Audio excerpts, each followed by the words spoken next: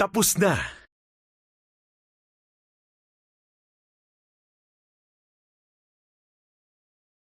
Sinabi ng mga pinuno ng relihiyon sa gobernador na si Pilato na si Jesus ay mapanganib at nais na maging hari. Tinanong ni Pilato si Jesus, Totoo ba ito? "Ako ay hari."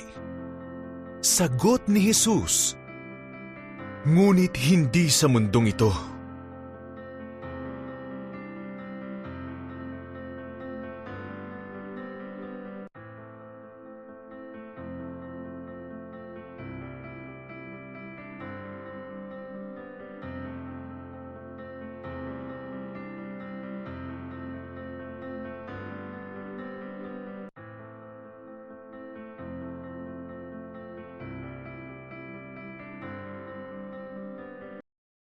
Walang kasalanan si Jesus. Sabi ni Pilato, Walang dahilan para patayin siya. Palalayain ko siya.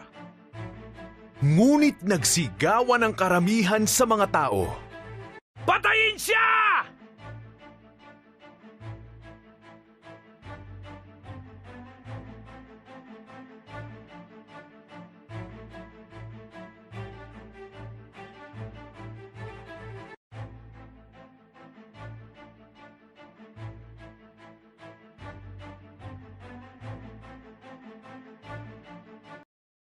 Kaya inutusan ni Pilato ang mga sundalo niyang paluin si Jesus.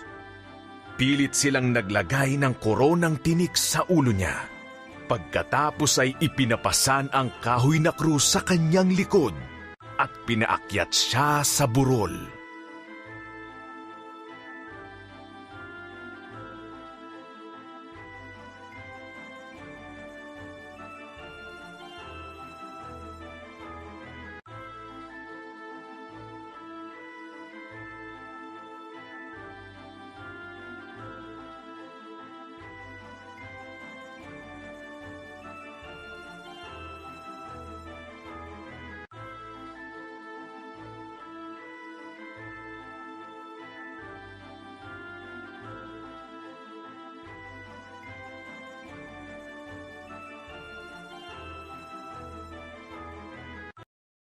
Sa burol na yon, ipinako ng mga Romanong sundalo si Jesus sa krus.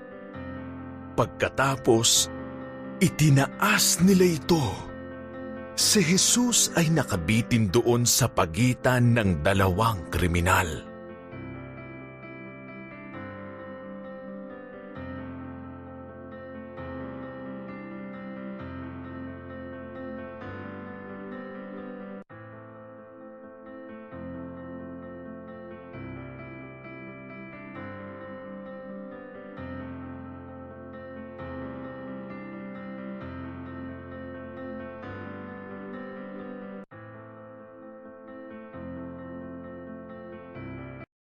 Pagdating ng tanghali, nagdilim ang kalangitan. Umiyak ang mga kaibigan ni Jesus. Nagtawanan na ang mga pinuno ng relihiyon at sinabing, Niligtas mo ang ibang tao! Bakit hindi mo kayang iligtas ang iyong sarili? "Patawarin mo sila, Ama," sabi ni Jesus.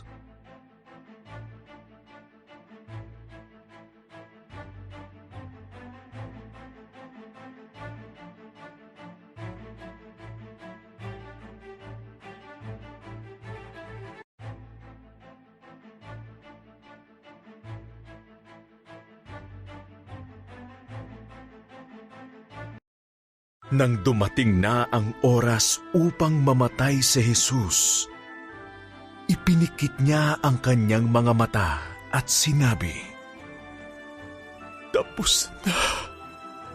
Natapos na niya kung ano ang kailangan niyang gawin dahil sa dakila niyang pagmamahal.